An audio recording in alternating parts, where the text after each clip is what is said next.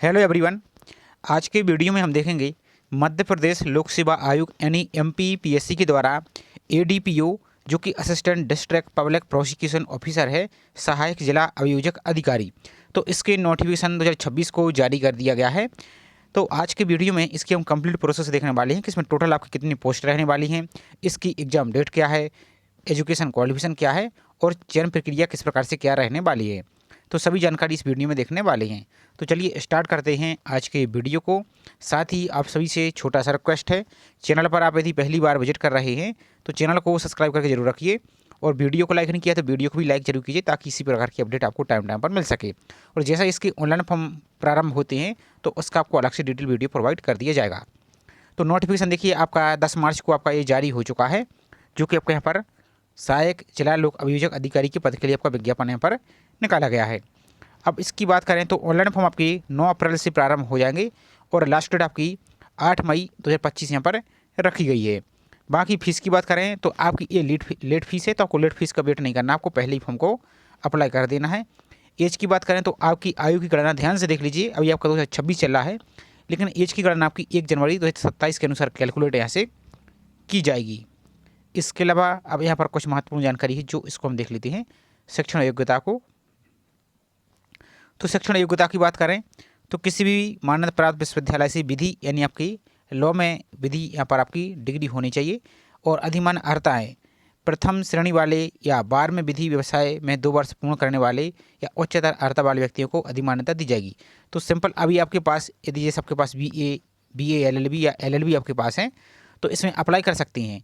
ये आपके पास क्वालिफिकेशन नहीं तो कोई समस्या आपको नहीं, फिर भी आप अप्लाई कर पाएंगे। लेकिन जिस भी अभ्यर्थी के पास ये वाली यदि क्वालिफिकेशन होगी तो उनके लिए फिर आगे आपको एक्स्ट्रा प्रेफरेंस दिया जाएगा, उनको पहले यहाँ पर रहेगा।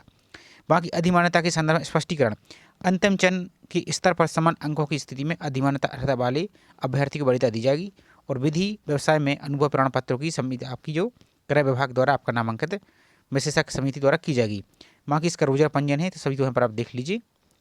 बाकी एग्जाम सेंटर ध्यान से देख लीजिए, सबसे महत्वपूर्ण है इस विज्ञापित पद है तो आपको एग्जाम सेंटर इंदौर, भोपाल, जबलपुर और ग्वालियर, इतनी सिटी में आपके एग्जाम होने वाले हैं। एग्जाम की बात करें तो 18 अक्टूबर को आपका एग्जाम यहाँ पर देख सकते हैं, 18 अक्टूबर को एग्जाम लगा हुआ है और एडमिट कार्ड आपकी 8-10 को आपको यहाँ पर जारी हो जाएंगे। ये तो रही जानकारी। अब इसके बाद देख लेते हैं टोटल पोस्ट कितनी यहाँ पर इन्होंने निकाली हैं। तो पोस्ट की बात कर लेते हैं। पर टोटल आपकी 17 पोस्ट हैं, यहाँ पर ज़्यादा वैकेंसी नहीं है, 17 ही वैकेंसी यहाँ पर टोटल है, जिसमें यूआर के लिए 5 हैं, एससी के लिए 3 हैं, एसटी के लिए 3 हैं और ओबीसी के लिए 4 हैं, ईडब्ल्यूएस के लिए 2 हैं। इस प्रकार से टोटल आपकी 17 वैकेंसी यहाँ पर हैं और बाकी यहाँ पर 87-13 फार्मूला यहाँ पर लगा गया है, तो इनको यहाँ पर आप देख सकते हैं। अब बाकी इसके बाद यहाँ पर देख लीजिए तो आपकी यहाँ पर देखिए स्थायी आपकी वैकेंसी रहने वाली है, द्वितीय श्रेणी की राजपत्रित है और आपकी 4200 ग्रेड पे की आपकी वैकेंसी रहने वाली है। और कर्तव्य क्या रहेगा तो वही आपका मध्य प्रदेश में जिला स्तर पर या तहसील स्तर पर दंडित मामलों में न्यायिक मजिस्ट्रेट न्यायालय में राज्य की ओर से लोक हित में पैरवी आपको करनी होगी। और यहाँ पर बाकी योग्यता सेम आपके वही है, यहाँ पर देख सकते हैं। लॉ में आपके पास ग्रेजुएशन यहाँ पर होना चाहिए।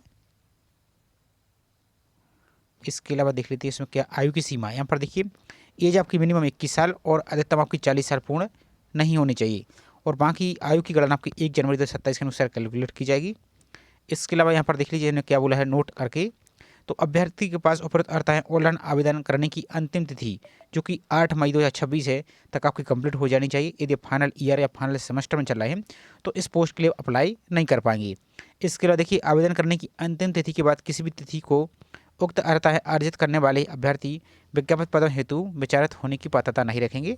इसके अलावा शासन द्वारा पदों की संख्या का पुनरीक्षण कर आपको यहाँ पर परिणाम घोषित होने तक आपकी वृद्धि की जा सकती है और पदों में संख्या में कमी चयन करने के स्तर पर भी की जा सकती है। इसके अलावा चयनित अभ्यर्थियों की नियुक्ति 2 वर्ष की परीक्षा, तो आपका प्रोविजन पीरियड ही रहता है, तो 2 वर्ष की आपके यहाँ पर परीक्षा अवधि रहेगी। इसके अलावा किसी प्रवर्ग में मध्य प्रदेश की मूलवासी की महिलाओं के लिए आरक्षित पद उपयुक्त महिला अभ्यर्थी के अभाव में उसी वर्ग के आपके पुरुष अभ्यर्थी से भर लिया जाएगा। इसके अलावा देख लेते हैं और इसमें क्या है चयन प्रक्रिया की बात करें तो आप देख सकते हैं आपका OMR बेस्ड आपका एग्जाम होगा और यहाँ पर देख सकते हैं विभिन्न श्रेणियों के विज्ञापित पदों के 3 गुना अभ्यर्थियों को यहाँ पर बुलाया जाएगा आपके इंटरव्यू के लिए। और अभिलेखों की सूक्ष्म परीक्षण के पश्चात ही यहाँ पर हर पाए गए अभ्यर्थी को इंटरव्यू के लिए लिया जाएगा।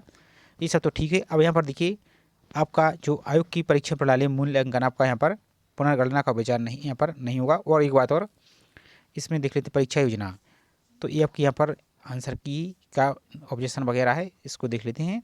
अब यहाँ पर देखिए उन्होंने क्या बोला, अभ्यर्थियों की संख्या 500 से कम होने की स्थिति में आपको यहाँ पर देखिए चयन साक्षात्कार के आधार पर होगा और इस हेतु अभिलेख प्रेषण की अंतिम तिथि निर्धारित कर अभ्यर्थियों से उनकी अर्हता संबंधित आपकी अभिलेख आमंत्रित की जाएंगे। सिंपल बात यह है कि यदि अभ्यर्थी की संख्या 500 से कम होती है तो आपका डायरेक्ट इंटरव्यू लिया जाएगा, आपको फिर रिटन टेस्ट नहीं होगा। और यदि इससे ज़्यादा होती है तो फिर आपको इस प्रकार से आपको यहाँ पर आपका रिटन टेस्ट होगा, उसके बाद ही आपको यहाँ पर फिर इंटरव्यू होगा। और बाकी इस प्रकार से प्रोसेस रहेगा। यदि 500 से कम रहती है तो 1 पद के लिए 12 उम्मीदवार, 2 से 3 पदों के लिए 24, 4 से 6 के लिए 36, 7 से 9 के लिए 48 और 10 या इससे ऊपर पदों के लिए 50 या 5 गुना अभ्यर्थी यहाँ पर लिया जाएगा। और साक्षात्कार हेतु पूर्णांक आपके 100 तथा न्यूनतम उत्तीर्ण आपके अनारक्षित हेतु 41 एवं आरक्षित के लिए 30 नंबर यहाँ पर होना चाहिए। और अंतिम चयन साक्षात्कार के प्राप्त अंकों के गुणाक्रम के आधार पर किया जाएगा।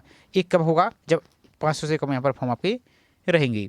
बाकी परीक्षा के अंदर तो आपको पहले ही देख लिया आपने, इसके अलावा देख लीजिए और इम्पोर्टेंट। तो इस सबसे पहले तो इसकी डेट देख लीजिए। ऑनलाइन फॉर्म की 9 अप्रैल से प्रारंभ हो रहे हैं, लास्ट आपकी 8 मई 2025 रहेगी, सॉरी आपकी 26 रहेगी। और यहाँ पर देख सकते हैं बाकी सुधार ये सब कुछ यहाँ पर परीक्षा की तिथि 18/10/2026 से आपका एग्जाम यहाँ पर हो जाएगा। इसके अलावा देखिए ये सभी जानकारी यहाँ पर है, इन सभी को एक बार आपको पढ़ना जरूर है, इसके बाद आपको अप्लाई करना, नहीं तो इसमें बहुत ज़्यादा आपको समस्या हो सकती है। और आपके जो भी डॉक्यूमेंट अभी तक आपके रेडी नहीं है, जैसे आपके जाति प्रमाण पत्र, निवास प्रमाण पत्र, आय प्रमाण पत्र, EWS सर्टिफिकेट, यदि आपके पास नहीं तो उनको अभी बनवा लीजिए आप, ताकि आपके ऑनलाइन फॉर्म से पहले ही आपके होने चाहिए, बाद में रहते तो आपको समस्या होगी। अब ये जो आपकी है तो ये आपका जब इंटरव्यू के लिए आपके डॉक्यूमेंट सेंड करते थे उस समय के लिए है, अभी इसकी आपको कोई आवश्यकता नहीं है ऑनलाइन फॉर्म की टाइम। इसके अलावा ये सब कुछ यहाँ पर टर्म एंड कंडीशन है।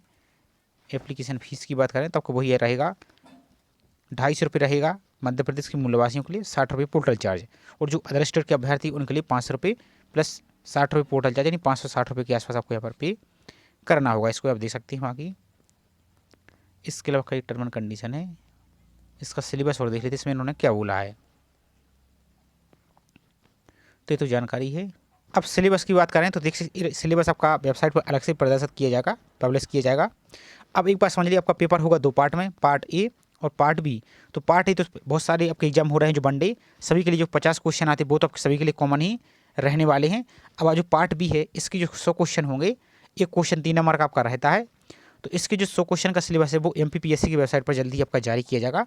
तो जैसे सिलेबस उसका जारी होता है तो उसका हम अलग से आपको वीडियो प्रोवाइड कर देंगे। लेकिन 50 नंबर की जो आपकी है इसको तो आपको अच्छी तरीके से मजबूती से तैयारी करनी है आपको। इसके अलावा जो इसका पहले प्रीवियस आपका एग्जाम है वो आप MPPSC की वेबसाइट पर जाकर भी आपके पेपर को डाउनलोड करके अब एक बार जरूर पढ़ लीजिए, ताकि आपको आइडिया लग जाएगा किस प्रकार से आपको क्वेश्चन पूछे जाते हैं और किस टॉपिक से आपको आपका कितनी तैयारी आपको करनी है। तो ये पूरी प्रोसेस है। बाकी इसका नोटिफिकेशन आप चाहें तो MPPSC की वेबसाइट से जाकर आप सभी इसको डाउनलोड कर सकते हैं। तो छोटी सी इन्फॉर्मेशन थी, आई होप जानकारी आपको पसंद आई होगी।